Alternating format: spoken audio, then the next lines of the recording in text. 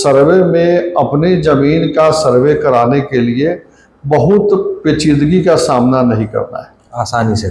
Suppose कीजिए कि आपकी एक ज़मीन है, तो सबसे पहले आप क्या करेंगे कि उस ज़मीन का 4 कोना होता है, वो चारों कोना आपको स्पष्ट कर लीजिए, आपके हित में रहेगा।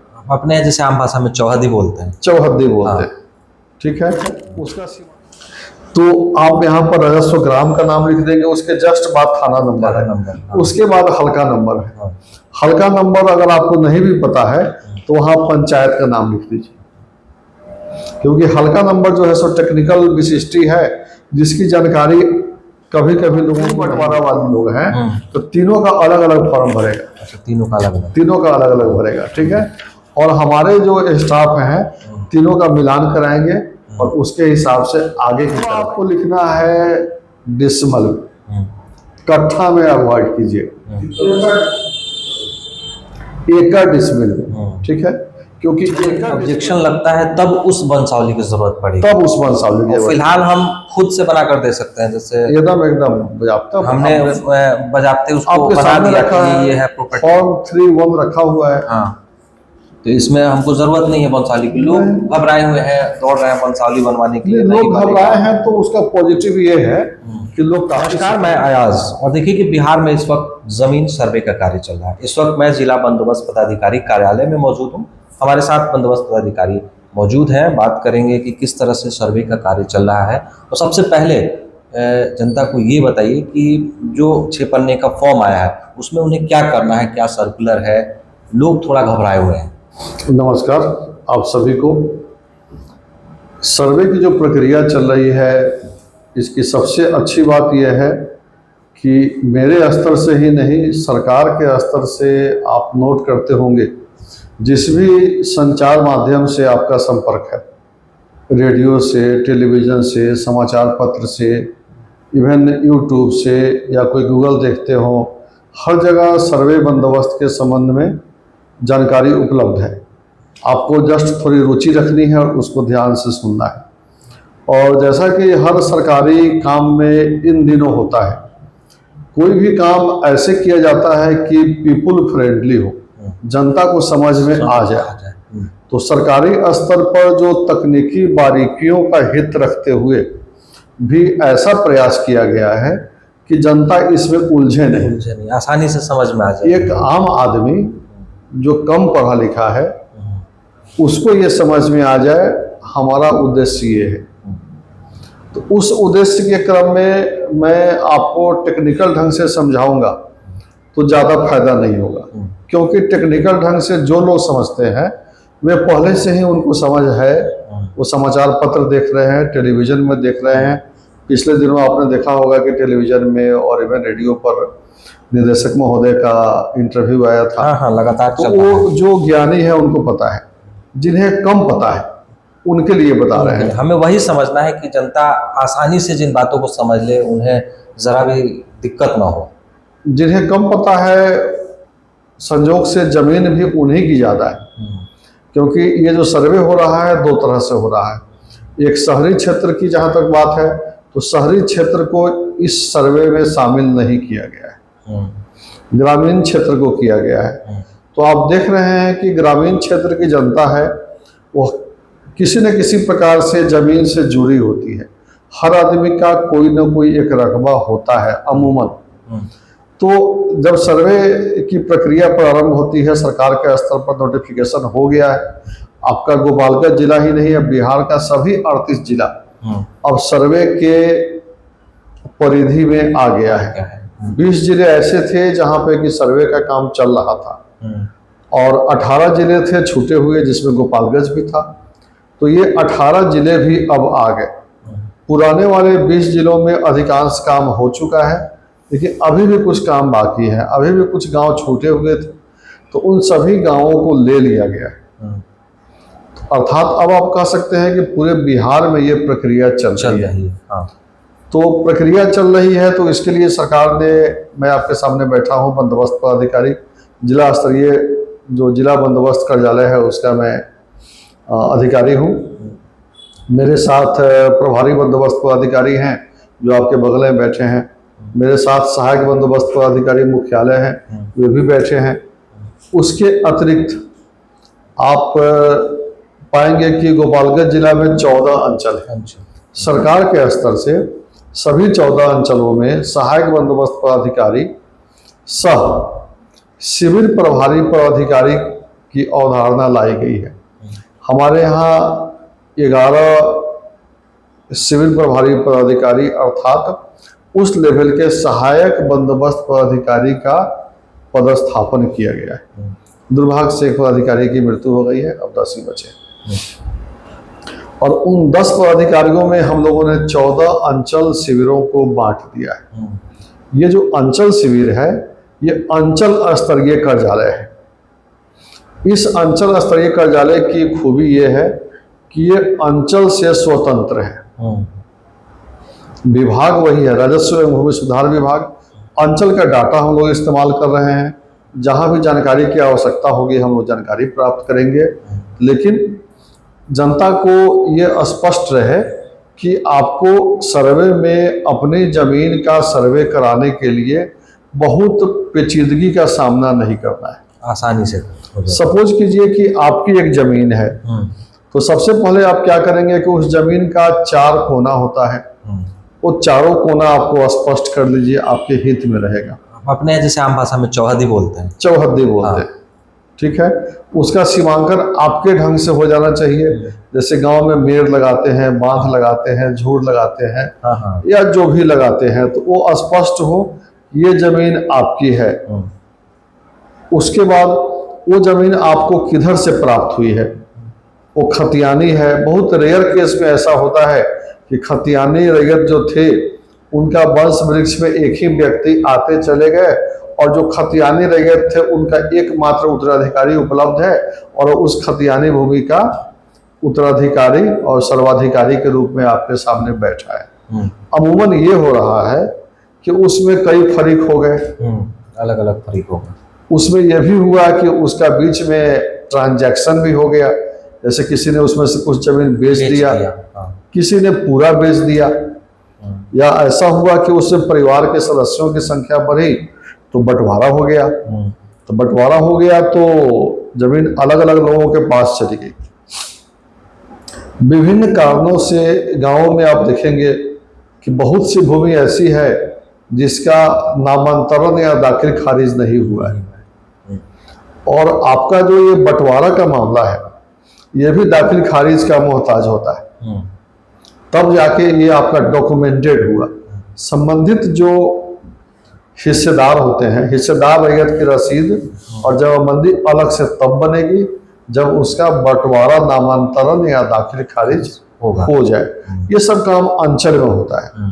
जैसे कि मैंने आपको बताया कि ये अंचल स्तरीय जो कार्यालय है या जिला का जो पहले से राजस्व कार्यालय चल रहा है उससे ये भिन्न कार्यालय अलग है। हाँ, ये फ्रेंडली ऑफिस है, उस ऑफिस के साथ नहीं। दोनों ऑटोनोमस है, दोनों का अपना अलग सिस्टम है, ठीक है। तो आपको राजस्व संबंधी जो रेगुलर वर्क्स हैं उसके लिए आप जाएंगे अंचल कार्यालय में। हमारे यहाँ क्यों आएंगे? क्योंकि आपको पता करना है कि हमारे जमीन का सर्वे कैसे हो। वो सर्वे कैसे हो उसके लिए सरकार ने प्रपत्र निर्धारित किए हैं। कुछ 1 पन्ने का है कि 5 पन्ने का है कि 6 पन्ने का है, उसमें मैं नहीं जा रहा हूँ। प्रपत्र में जैसे कि आपका प्रपत्र 2 है, तो प्रपत्र 2 जो है ये पूरे स्टेट में लोगों को पता है, हमारे कैंप ऑफिसेज में पता है, और ये सभी जगह जो साइट हैं उस पर उपलब्ध, वहाँ पर उपलब्ध है। अगर आपके पास उपलब्ध नहीं है तो हमारे ऑफिस के जो कैंप ऑफिसेज है, कैंप ऑफिस में जैसे ही आप जाएंगे तो वहाँ पर इस प्रपत्र की कुछ प्रतियां आपको उपलब्ध मिलेंगी, ठीक है।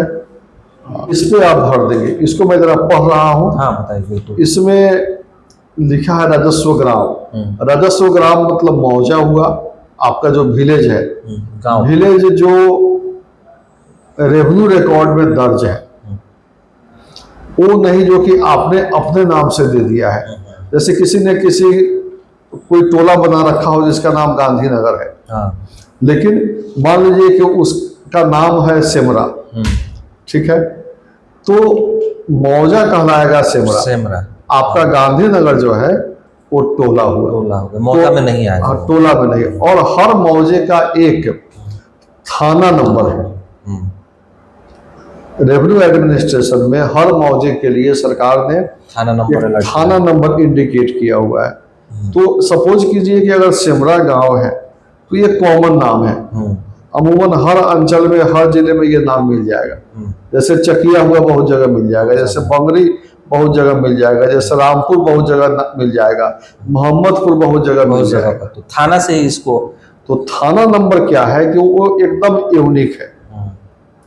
उस जिला में उस थाना नंबर का दूसरा आपको नहीं होगा, विलेज नहीं होगा। ठीक है। तो आप यहाँ पर राजस्व ग्राम का नाम लिख देंगे, उसके जस्ट बाद थाना नंबर है। हाँ। उसके बाद हल्का नंबर है। हाँ। हल्का नंबर अगर आपको नहीं भी पता है तो वहां पंचायत का नाम लिख दीजिए, क्योंकि हल्का नंबर जो है सो टेक्निकल विशिष्टि है जिसकी जानकारी कभी कभी लोगों को नहीं होती है। अधिकांश आदमी को पता नहीं होता है कि हल्का नंबर 4 है कि हल्का नंबर 12 है। तो सरकार ने इसको भी सुगम बनाने के लिए एक बहुत ही अच्छी पहल की है कि अब पंचायत वार हल्का हो गया है। तो हर आदमी को पता है कि पंचायत मेरा कौन क्या है। नाम है पंचायत। तो वो पंचायत और हल्का जो है सो दो समानांतर लेकिन समान चीज। ये स्पष्ट हो गया। ठीक है, स्पष्ट हो गया। आगे बढ़ते हैं। फिर लिखा है पुलिस थाना। पुलिस थाना आपका वो है जो जिसको आप थाना बोलते हैं सब, जो गृह विभाग जनरल चीज है, सबको पता है। अंचल आपको पता है, ये रेवेन्यू डिपार्टमेंट का है। और जिला तो पता ही है। उसके बाद आप नीचे जब आएंगे तो इसमें कॉलम संख्या 1 से लेके 11 तक लगा हुआ है। अब हम एक एक करके आपको बताएंगे। एक में लिखा है रैयत का नाम और ब्रैकेट में लिखा है सह हिस्सेदारों मतलब पार्टनर्स का नाम एवं अंश अगर कोई हो सहित एवं पिता का नाम। ठीक है, यानी कि रैयत का नाम और उनके पिता का नाम, यानी जिनके नाम से खाता है, जिनके नाम से इस जमीन का खाता बना कर दे रहे हैं। उसमें जो बंटवारा लोग किए हैं उनका नाम उसमें ये अलग अलग होगा। जैसे अगर आप 3 बंटवारा वाले लोग हैं तो तीनों का अलग अलग फॉर्म भरेगा। अच्छा, तीनों का अलग अलग भरेगा। ठीक है। और हमारे जो स्टाफ हैं तीनों का मिलान कराएंगे और उसके हिसाब से आगे की कार्रवाई करेंगे। ठीक है। तो आप इसमें सपोज कीजिए कि आप इसमें अगर 3 है, mister A, mister B, mister C, तो तीनों इसमें अपना नाम नहीं लिख लेंगे। अगर मिस्टर ए है तो यहाँ बस मिस्टर ए लिखेंगे। ठीक है। और नीचे आपको अनावश्यक कुछ लिखने की आवश्यकता नहीं है। बाकी ये एक व्यक्ति के लिए फॉर्म है। एक व्यक्ति मतलब एक रैयत के लिए फॉर्म है। उसके बाद अस्थाई पता आपको लिखना है। अस्थाई पता में आपको जो भूस्वामी है उसका अस्थाई पता है। जैसे मान लीजिए कि सेमरा का व्यक्ति है, उसका घर चकिया है तो चकिया लिखेगा। ठीक है।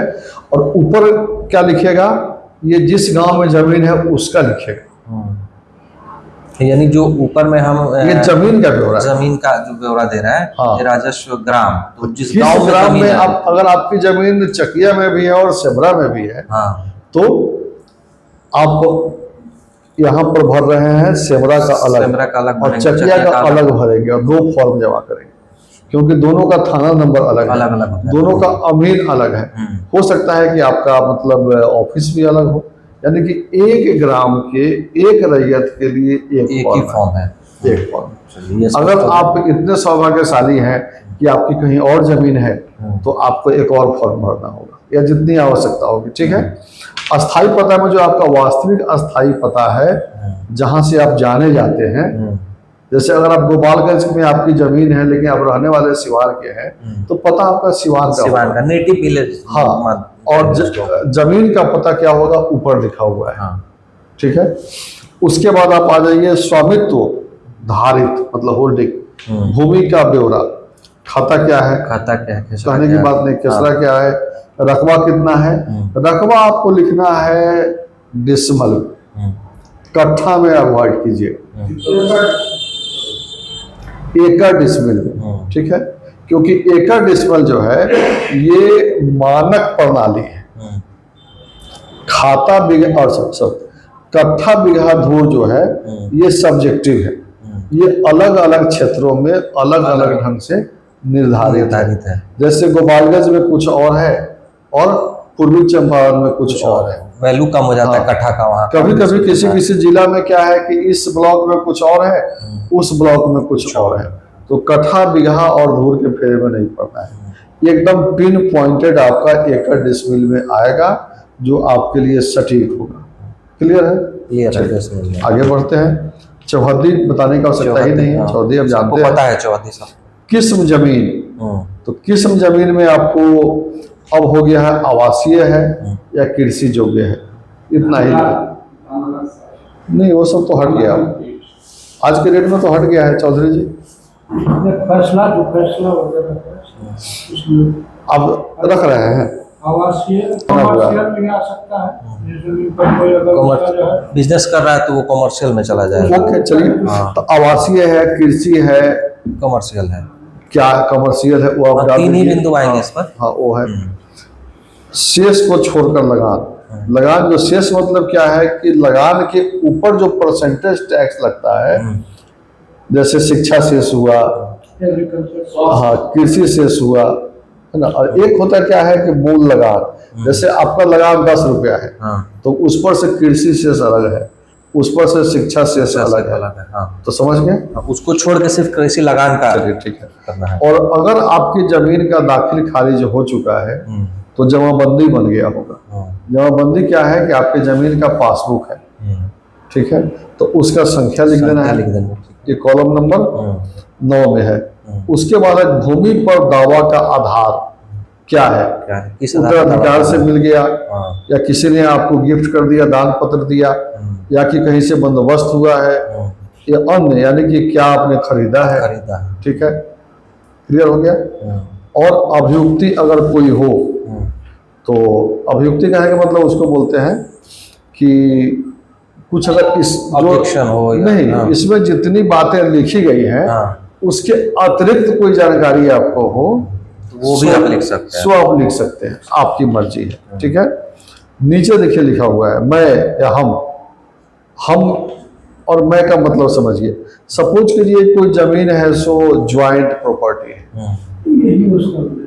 हाँ यस, जैसे मैंने कहा कि एक ही आदमी का नाम रहेगा, तो अब हम थोड़ा सा संशोधन करते हैं कॉलम 1 में, एक आदमी नहीं एक इकाई का नाम रहेगा। जैसे सपोज कीजिए कि सुनील कुमार और महेश कुमार का एक फर्म है, उसकी जमीन है तो यहाँ लिखाएगा सुनील कुमार एवं महेश कुमार, ठीक है। और अगर दोनों हैं तो यहाँ दोनों का दस्तखत होगा, ठीक है। दोनों का मोबाइल नंबर लिखा जाएगा, दोनों का आधार नंबर लिखा जाएगा, एक है तो एक का मोबाइल नंबर, एक ही का आधार नंबर, या जितने हैं उतने का मोबाइल नंबर, उतने का आधार नंबर। किस केस में? जबकि जमीन एक ही है और धारण करने वाले ज्वाइंट हैं, यानी दो नेम, हाँ दो नाम से जैसे कहते हैं ना, रजिस्टर हो गया 2 नाम 3 नाम से, तो आपकी मर्जी, उनको देना होगा, हाँ उनको देना होगा, ठीक है।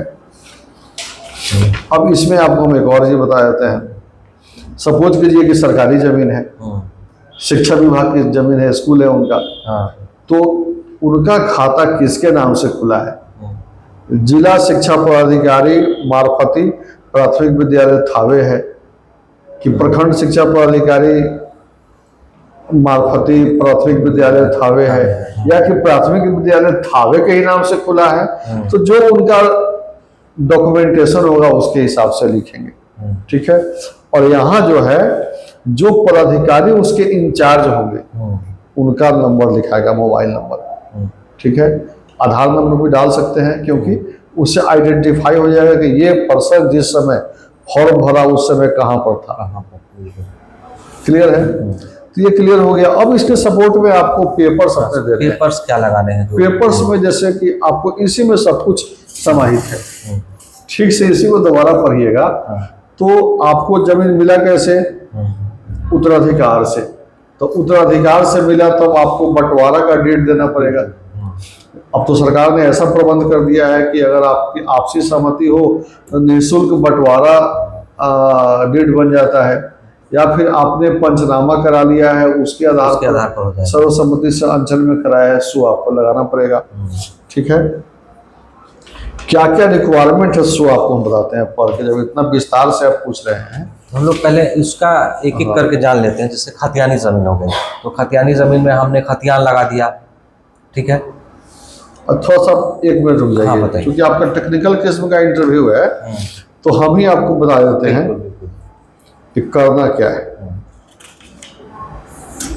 क्या करना है। अपनी जमीन के मेयर को या बाउंड्री को ठीक कर लेना है। अपनी अपनी जमीन का कुल विवरण खेसरा सहित चौहद्दी के साथ स्व घोषणा प्रपत्र 2 में भरकर शिविर में जमा करना जमा है, कर देना, या ऑनलाइन साइट भी खुल गया हुआ है, अपलोड कर देना। वहां भी डाल सकते हैं। ऑलरेडी कुछ लोगों ने डाल दिया है, ठीक है। तीसरा है स्व घोषणा प्रपत्र के साक्ष्य में कौन से कागजात आपको चाहिए, जो कि आप पूछना चाह रहे थे। जमाबंदी संख्या की विवरणी, ठीक है। मालगुजारी रसीद की छाया प्रति, ठीक है। मालगुजारी रसीद की छाया प्रति आप देते हैं, तो मालगुजारी रसीद में ही आपका जमाबंदी संख्या लिखा होता है। क्लियर है। उसके बाद आप जाइए खतियान का नकल यदि उपलब्ध हो तो, मैंडेटरी नहीं है, वो तो लगा सकते हैं, लगा सकते हैं। ठीक है। जिस भूमि से दावा कर रहे हैं उससे संबंधित दस्तावेज, तो दस्तावेज आपका यही सब हो गया। जैसे आपके पास बंटवारा का डीड है कि नहीं, केवाला है कि नहीं, खतियान है कि नहीं, या कहीं से सरकार से पर्चा मिला है सो है कि नहीं, ठीक है। यही सब अगर उसमें उत्तराधिकार आया तो उसके लिए जो है वंशावली है। वही चीज हम आ रहे हैं कि वंशावली, हम किस केसेस में वंशावली को ले रहे हैं, ठीक है, बताते हैं। ओके। उसके बाद देना है दावाकृत भूमि से संबंधित दस्तावेज की विवरणी, वो तो हम लोग डिस्कस कर ही लिए हैं। हाँ। मृत जमाबंदी रैयत की मृत्यु की तिथि, ठीक है। आपको बताना है कि ये जमीन जो है सो आपके किसी रिश्तेदार के नाम की थी, आप उसके उत्तराधिकारी हैं, उनकी मृत्यु कब हो गई, हो सके तो प्रमाण पत्र की छाया प्रति भी दे दीजिए। लेकिन ये ऑब्लिक लगाया है, ऑब्लिक में से जाता है तो अर्थात, लेकिन उनकी मृत्यु कब हुई थी ये बताना पड़ेगा, ठीक है। उसके बाद किसी कोर्ट से आपको किसी जमीन के संबंध में कोई अगर आदेश प्राप्त हुआ है तो उसका विवरण आपको देना होगा, ठीक है। उसके बाद दिया है रैयत, अगर किसी मृतक का वारिस है और उसके संबंध में कोई डॉक्यूमेंट है तो सो दे दीजिए, जैसे विल है या कुछ इस टाइप का है, ठीक है। आवेदनकर्ता के आधार कार्ड की छाया प्रति मोबाइल संख्या, वो तो हम पहले ही बता दिया, ठीक है। अब रैयत अपना वंशावली प्रपत्र 3-1 में भरकर, ये 3-1 सामने है, ठीक है। फॉर्म 3 अपलोडेड है ऑलरेडी, साइट पर भी है। यस में भरकर संलग्न कागजात के साथ सिविल बंदोबस्त कार्यालय में जमा करेंगे, ठीक है। या अगर ऑनलाइन कर रहे हैं तो अपलोड कर दीजिए, ठीक है। उसके बाद जब अमीन जाएंगे आपके क्षेत्र में तो इसके संबंध में आपसे पूछताछ करेंगे, तो आपको बताना है कि नहीं मैंने ऐसे नोट किया है, ये सही है।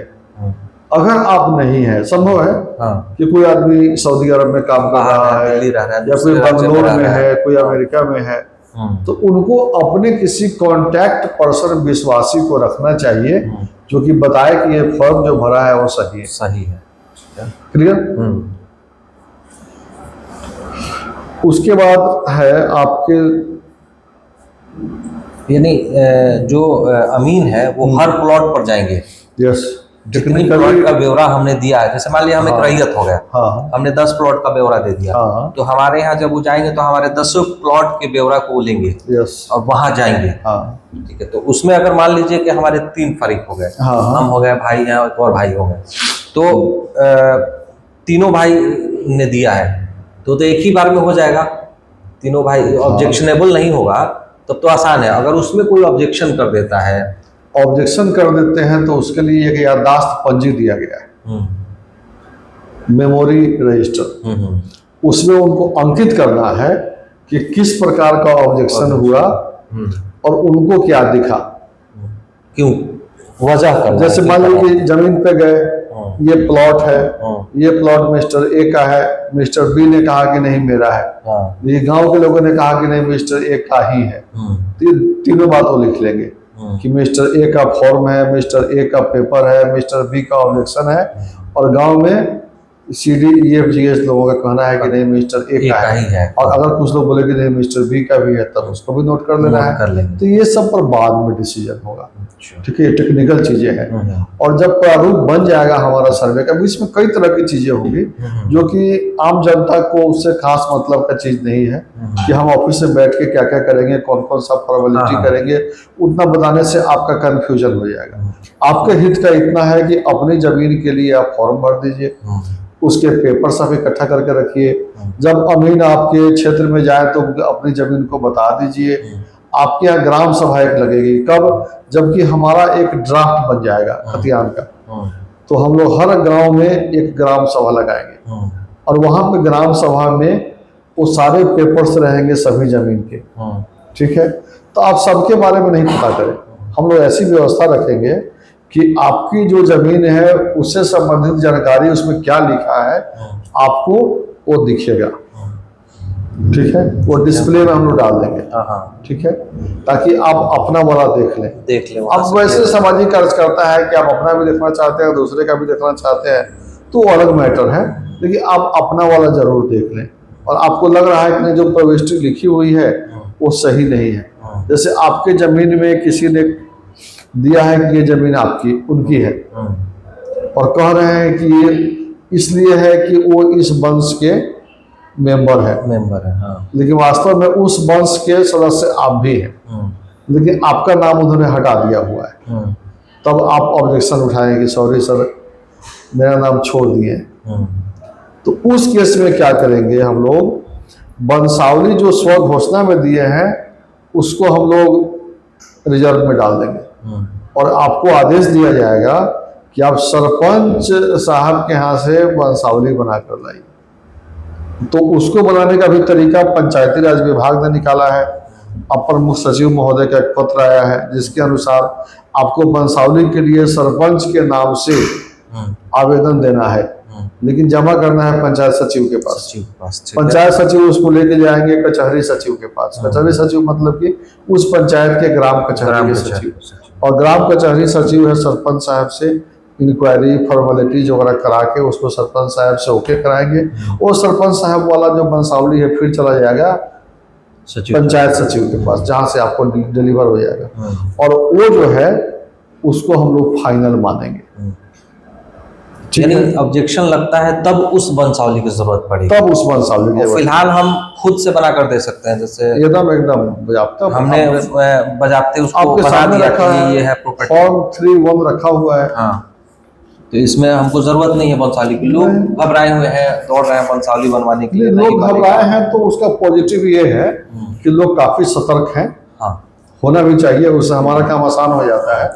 लोग सतर्क, बहुत ज्यादा लाइन लग रही है अपडेट लेने के लिए, नहीं वो सब किसी चीज की आवश्यकता नहीं। लोग परेशान है, सुबह से लाइन लगे हुए हैं, लाइनों में खड़े हैं। कोई चीज नहीं चाहिए, सिर्फ आपको स्व घोषणा देना है।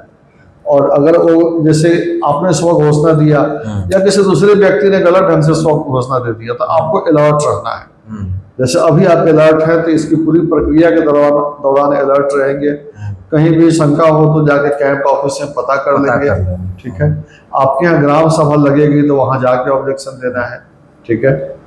यही सब प्रक्रिया है। अभी तो फिलहाल कुछ भी पेच नहीं है, बहुत गाँव में लोगों को जाकर समझाया भी जा रहा है, हाँ, लेकिन अब इसके बाद ग्राम सभा लगाया जाएगा। और आप लोगों से आग्रह है, आप लोगों के माध्यम से, कि वैसे लोग जो कि बाहर रह रहे हैं, वो गांव में किसी मजबूरीवश अगर नहीं आ रहे हो तो ऑनलाइन ये फैसिलिटी अवेलेबल है, ऑनलाइन अपना ये कर सकते हैं। और हर आदमी का कोई ना कोई मित्र उनके गांव में होता है, हर रिश्तेदार है। तो जब ग्राम सभा लगे या ये लगे तो उनके मित्र उनके बदले में देख लें, उनको सूचना दें और बोले कि नहीं ऐसे मेरे जो फ्रेंड हैं, जो मेरे रिश्तेदार हैं, उनको इस पर ऑब्जेक्शन है।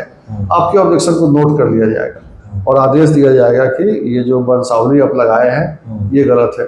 जब मान लिया जाए कि आपने जो शेड्यूल बनाया है, वंश आपने डाल दिया सही और शेड्यूल में किसी को अगर सपोज कीजिए कि 50 डेसिबल मिलना है, आपको भी 50 मिलना है, तो आपने 50 नहीं लिया, आपने लिए 55 ले लिया, उनको 45 दिया, तो इसका भी ऑब्जेक्शन है, तो ये भी ऑब्जेक्शन करेंगे और इसकी सुनवाई करेंगे कैंप ऑफिसर। जो सिविल प्रभारी पदाधिकारी है जिसको हम लोग सुनवाई बोलते हैं, करेंगे। वो सुनवाई ऐसा करेंगे। जनरली हो रहा है कि जैसे बड़े भाई हैं या किसी को एवज में ज़्यादा ज़मीन दे दी गई है, तो अब छोटे भाई जो है वो ऑब्जेक्शन कर रहे हैं कि नहीं, इनको ज़्यादा ज़मीन दे दी गई, हमको कम दी गई है। तो ये जो तो ये objection ऑब्जेक्शन इस वक्त तो आ जाएगा, इस वक्त तो खड़ा हो जाएगा objection। हमको उसके पंचायती में नहीं जाना है, हम सारे काम करेंगे डॉक्यूमेंटेशन पे। आपने क्या दिया है उसी आधार पे हम काम करेंगे, ठीक है। अगर आपको ऑब्जेक्शन है तो पेपर के जवाब में पेपर ही देना पड़ेगा, देना पड़ेगा। मुंह जबानी का कोई मतलब नहीं। आपको उस हिस्से से ऑब्जेक्शन है, आप ऑब्जेक्शन दायर कर देंगे, हम लोग उस पर विचार करेंगे, ठीक है। और अगर वो विचारणीय नहीं होगा तब उस पूरी जमीन को संयुक्त परिवार के रूप में हम लोग उसको दायर करके छोड़ देंगे। एक और लेंगे सवाल कि जैसे पहले क्या होता था कि जो बड़े होते थे घर में, हाँ उनके नाम से जमीन कर दी जाती थी, चूंकि और भाई छोटे होते थे, नहीं होता। हाँ। उस परिस्थिति में बंटवारा सब कुछ है, सबके पास जमीन उतना हिस्सा मिला हुआ है, लेकिन जमीन का जो डीड है वो उनके नाम से है, तो उस परिस्थिति में क्या करेंगे? देखिए, इसका 2-3 पक्ष है। प्रथम पक्ष तो ये है कि गांव में ये परंपरा रही है कि अगर बड़े भाई के नाम पे जमीन लिखा गया है और बड़े भाई को आपत्ति नहीं है तो सभी की कोई होती है। दिक्कत नहीं है, हाँ, वो हो जाएगा। इन केस बड़े भाई को आपत्ति है कि नहीं, ये तो मेरी जमीन है, तो छोटे भाइयों को साबित करना पड़ेगा कि उन्होंने कैसे मतलब बताया कि इसमें उनका भी हिस्सा है। फॉर एग्जाम्पल, किसी फादर ने एक जमीन खरीदी अपने बेटे के नाम पे, उस समय वो बेटा नाबालिग है, तो उस जमीन में गार्जियन में उसके फादर का नाम लिखा होगा, राइट। तो वो फादर सहित उसके जो भी वारिस होंगे सभी उस जमीन में हिस्सेदार हो जाएंगे। Yes. यानी फादर के नाम से उसके वारिस, उसकी हिस्सेदारी बन जाएगी। हाँ, ठीक है। ये फाइनेंशियल मैटर हुआ हाँ। कि जमीन आपने किस पूंजी से खरीदा, ठीक है, और किसी भाई ने जमीन खरीदी, ठीक है। तो गांव में परंपरा है, गांव के लोगों को पता होता है कि ये ज्वाइंट प्रॉपर्टी से खरीदा गया है तो दे दिए। इन केस अगर वो कह रहे हैं कि नहीं भाई ये तो मेरी ही जमीन है, बड़े हैं तो क्या हुआ, ये मैंने अपनी कमाई से अपने लिए खरीदी, ठीक है, तो उस केस में क्या करेंगे, उसको हम लोग विवादित की श्रेणी में छोड़ देंगे, ठीक है। आप उसको जो कंप्यूटेड कोर्ट है वहां जाके, जिसको बोलते हैं सिविल कोर्ट में जाके, वहां जाके निपटाएंगे। टाइटल निर्धारण हम लोग नहीं करेंगे, वो जमीन वहीं पर रुक जाएगी। हाँ, हम कैसे बताएंगे आपको कि ये जमीन में आपका हिस्सा बनता है, जबकि हिस्सेदार जो है सो लिखाने के समय बालिग है और वो क्लेम कर रहा है कि नहीं इसमें जो कैपिटल लगा है, जो पूंजी लगी है मेरी है। तो उसकी पूंजी लगी है कि नहीं लगी है, इतना काम कर पाना, इतना नहीं, इतना काम करने का निर्देश हम लोगों को नहीं। तो हमको जो काम करने का निर्देश नहीं, हम क्यों करेंगे? बिल्कुल, हमको जितना काम दिया गया वही बहुत है। वो काम है सिविल कोर्ट का, उसके लिए आपको जाना पड़ेगा सिविल कोर्ट। यानी खतियानी जमीन है तो खतियान, हाँ। या बंटवारा जो है अपना वो लगा देंगे, और खरीदी हुई जमीन का तो डीड ऑलरेडी है, हाँ। वो वैलिड होगा। दाखिल खारिज है तो अति उत्तम, दाखिल खारिज है तो और बेहतर है, रसीद वगैरह जो है तो बहुत अच्छा। कई लोग रसीद भी नहीं कटवाए हैं पहले से, तो एटलीस्ट डीड होगा उनका, डीड तो मान्य है आपका। अगर खतियान है तो वो मान्य है, या फिर खतियान नहीं है, आपने बंटवारा किया है, जो है पंचनामा है या फिर कोर्ट से बंटवारा है, या सब तो पंचनामा में एक बात का ध्यान रखेंगे, बहुत लोग ऐसा भी कर रहे हैं कि जब ये सर्वे शुरू हो गया है तो जल्दी जल्दी पंचनामा बनवा रहे हैं। तो पंचनामा में जो हिस्सेदार हैं उनके अतिरिक्त 5 आदमी का दस्तखत हो तो ज्यादा अच्छा है, ज्यादा हो, जो आपके सहोदर नहीं है, जो जो रिश्तेदार नहीं हो, मतलब आपके क्लोज नहीं हो। नहीं, क्लोज नहीं, क्लियर कट है, जो एक ही पिता के पुत्र या पुत्री नहीं है, नहीं, ठीक है, ठीक है। जिनका उस जमीन में हिस्सा हो वो पंच नहीं हो सकते। पंच कौन होंगे? जिनका उस जमीन में हिस्सा नहीं है। और अगर आपका हिस्सा नहीं है और फिर भी आप उसी पिता के पुत्र हैं जो कि इसमें क्लेमेंट है, तो आप पंच के रूप में बताइए, उससे विवाद बढ़ेगा। विवाद उसमें पंच कौन रहेंगे? जो स्टेक होल्डर के डायरेक्ट संबंधी, पुत्र या पिता या पुत्री या पिता या पुत्र या मतलब माता पिता सेम नहीं होना चाहिए। नहीं होना चाहिए। ठीक है, इससे विवाद नहीं बढ़ेगा। ठीक है, ये एक्सप्लेन कर दिया आपको मैंने। तो पंचनामा जो बना रहे हैं तो उसमें पंच रहे, बेहतर हो कि किसी वार्ड सदस्य को पंच को भी रख लें, लेकिन ऐसा कहीं लिखा हुआ नहीं है। अच्छा, कई ऐसी परिस्थितियां भी आई हैं कि जैसे मेरा घर इंदरवा है और मेरे दादा परदादा दूसरी जगह के थे, यहाँ आए, उनको गिफ्ट के तौर पर वो ज़मीन मिल गई और पुराने लोगों का नाम है, तो उसमें हमारे दादा परदादा के नाम से उनका तो मैच नहीं कर रहा है, तो उस परिस्थिति में क्या करेंगे? आपके कहने का तात्पर्य है कि जमीन जो है ऑलरेडी, मतलब जमीन आपको दी गई, हाँ, खतियान में दूसरे का नाम है, खतियान जैसे दूसरे वंश, जैसे हमारे मामा मैं नाना समझ आदि गया। हो गए, खतियान में दूसरे का नाम है और जमीन आपको दे दी गई, तो वही तो मैं कह रहा हूँ कि आप स्पष्ट करें कि किस विधि से आपको प्राप्त हुआ। कागज तो चाहिए। अच्छा, आपको गिफ्ट मिला या आपके काम के बदले में हर्जाना मिला, या रिश्तेदार आपको दिए, हाँ, वही तो कोई गिफ्ट वंशज हुआ। नहीं है, हाँ, तो वो तो आपको मतलब डॉक्यूमेंटेशन चाहिए। बिना डॉक्यूमेंटेशन के तो इसमें तो अनर्थ हो जाएगा। कोई आदमी गलत ढंग से ही बोल देंगे कि नहीं मतलब ये तो हमको दे दिए दे हुआ है। दिए हैं। अरे तो कहाँ से दिए बताइए आप। अच्छा, कई लोग जो है उनके पास तो कागज भी नहीं है, जैसे आप दियारा क्षेत्र में जाएंगे हाँ। तो उनकी कागज बह गई है, उनके पास कोई डॉक्यूमेंट्स नहीं, किसी के आग लग गया, उनके पास कोई डॉक्यूमेंट्स नहीं है अपनी जमीन के, हालांकि उनकी जोत में है, देखिए कब्जा में है। एक मैं उस बता रहा परिस्थिति में हूँ, क्या करेंगे? अधिकांश ऑफिसेज जब डिजिटाइज हो गए, रिकॉर्ड रूम में डिजिटाइज हो गया हो, आपको इतना याद होगा कि किस साल हम लोग को ये जमीन खरीदा गया था। आप जाइए थोड़ा मेहनत कीजिए, देखिए आपका लिस्ट में नाम किधर है। आपका काम है तो मेहनत आप ही करेंगे। हमारे ऑफिस में जब आप आएंगे तो मेरा काम है कि हम आपको हेल्प करें। ठीक है, कुछ जमीन ऐसी भी है जिसका सर्वे नहीं हुआ है, तो उसका सर्वे नहीं होगा, जैसे है वैसे ही रह जाएगा। ठीक है, उसके बाद सपोज कीजिए कि आपकी ज़मीन अगर आप साबित नहीं कर पाते हैं कि आपकी है, तो वो सरकारी अनाबाद रैयती में चला जाएगा। यानी कि है रैयती लेकिन आबाद नहीं है, तो सरकार उसको अब होल्ड कर रही है। जैसे बैंक में अगर आपके खाते में गड़बड़ी टाइप का दिखेगा तो बैंक उसको सस्पेंड अकाउंट में डाल देती है। उसी तरह से ये अनाबाद रैयती में चला जाएगा सरकार के खाते। उसमें भी तो आपको मिलता है ना समय कि आप इतनी बार उसमें, समय की कोई कमी नहीं। हाँ, समय आप देखें कि यहाँ पर आपको अमीन के लेवल से जो कार्रवाई की जा रही है उसमें आपको समस्या लग रही है, तो आप सहायक बंदोबस्त पदाधिकारी अर्थात सिविल प्रभारी पदाधिकारी के यहाँ आवेदन देकर सुनवाई कर सकते हैं। आपको लगता है कि उनकी सुनवाई प्रॉपर नहीं हुई, कुछ कमी रह गई, तो आप जिला स्तर पर बंदोबस्त पदाधिकारी के यहाँ आके अपील कर सकते हैं। ठीक है, उसके बाद तो आप जानते हैं सारे कोर्ट वगैरह खुले हुए हैं, जा रहा है, न्याय की कोई सीमा नहीं है, बहुत दूर तक आप जा यानी सकते हैं। लोगों से एक चीज बता दें कि लोग काफी घबराए हुए हैं, ना घबराना और नहीं, क्या उन्हें घबराने की जरूरत है? एकदम नहीं। ये बहुत सिंपल चीज़ है, उतना ही सिंपल है जैसे आप अपने बच्चे का स्कूल में नाम लिखाने जाते हैं तो कुछ फॉर्म भरना होता है आपको फॉर्म भरने नहीं आता है तो किसी और से भरवाते हैं। ठीक है, जहां आपको रिस्क लगे कि ये वाला जो फॉर्म जिससे भरवाया है वो व्यक्ति विश्वसनीय नहीं है तो किसी तीसरे से भरवा लीजिए। ठीक है, क्योंकि वो तो आपकी कमी है, उसकी भरपाई आप ही को करनी पड़ेगी। घबराने जैसी कोई बात नहीं है।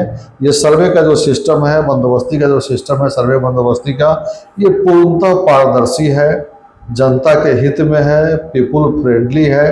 हम लोग हमेशा उपलब्ध हैं, ऑफिस आवर में कभी भी आइए, पूछ के चले जाइए। लंबा समय भी चलेगा, इतना जल्दी भी नहीं होना है कि आप घबरा रहे हैं। और जो लोग बाहर रह रहे हैं जैसे Delhi, Bombay, Bangalore, New York, Abu Dhabi, जहाँ भी रह रहे हैं वो, अगर बाहर है या पटना ही रह रहे हैं तो उनको संपर्क करना चाहिए। अब अधिकांश लोग आजकल व्हाट्सएप से जुड़े हुए हैं, अधिकांश लोगों ने आजकल फ्रेंडली व्हाट्सएप भी बनाया हुआ है जिसमें तरह तरह की कथा कहानी करते रहते हैं। तो उसी में बेहतर है कि आप लोग डाल दीजिए कि भाई सर्वे चल रहा है, आपको क्या कहना है, जरा आप अपना ये कर दीजिए। तो यानी कि हर आदमी को आप गांव में भी देखेंगे जो कम पढ़े लिखे हैं वे भी व्हाट्सएप पर, यूट्यूब पर तरह तरह की कहानी देख रहे हैं। ये खाना कैसे बनाया जाता है, मोबाइल, हाँ, ये खेती कैसे की जाती है, तो उसी प्रकार से आपको ये सब भी आ रहा है। तो आप इसका लाभ उठाइए और आप जैसे प्रबुद्ध लोग हैं जो कि चैनल के माध्यम से इसको प्रसारित कर रहे हैं, प्रचारित कर रहे हैं, आपका भी थैंक यू। चलिए, बहुत शुक्रिया सर। तो सभी लोगों से अपील करेंगे, सर ने आपको जो समझाया उस पर आप ध्यान से सुनेंगे और आपको बिल्कुल घबराने की ज़रूरत नहीं है।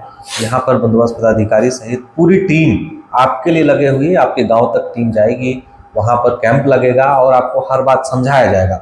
फिर भी अगर आपको समझ में नहीं आता है तो आप जो बंदोबस्त कार्यालय है वहाँ पर आकर अपनी बातों को रख सकते हैं, समझ सकते हैं। कहीं भी आपको घबराने की ज़रूरत नहीं है। खास एक और चीज़ हम आपको बताने की कोशिश करेंगे कि बंसावली को लेकर लोग काफ़ी परेशान हैं। लोग एकदम भागम भाग लगाए हुए हैं। कई लोग सुबह से लेकर शाम तक अपडेट पेपर या उसका बॉन्ड पेपर लेने के लिए खड़े रह रहे हैं, लेकिन ऐसी घबराने की ज़रूरत नहीं है। अगर आपकी ज़मीन में किसी तरह का कोई समस्या नहीं है, आपके पास डीड है जो सर ने बताया है, उस एवज में आप उसको फाइल करेंगे। आपको किसी चीज़ की ज़रूरत नहीं है, आप खुद अपने हाथ से बंसावली बनाकर उसको फाइल कर सकते हैं। तो घबराइए नहीं। अगर और भी जो समस्या होगी, जो जनता की बातें आएंगी, उसको भी लेकर अगर हमारे पास आप कमेंट करेंगे तो हम सर से बात करेंगे और आप तक उन बातों को पहुंचाएंगे। वीडियो को शेयर करिएगा ताकि ये बातें सभी लोगों तक पहुंच जाए और किसी को भी परेशानी ना हो, लोग देखकर इससे आसानी से अपना काम कर लें। Thank you. Like, share, subscribe ज़रूर करें। धन्यवाद।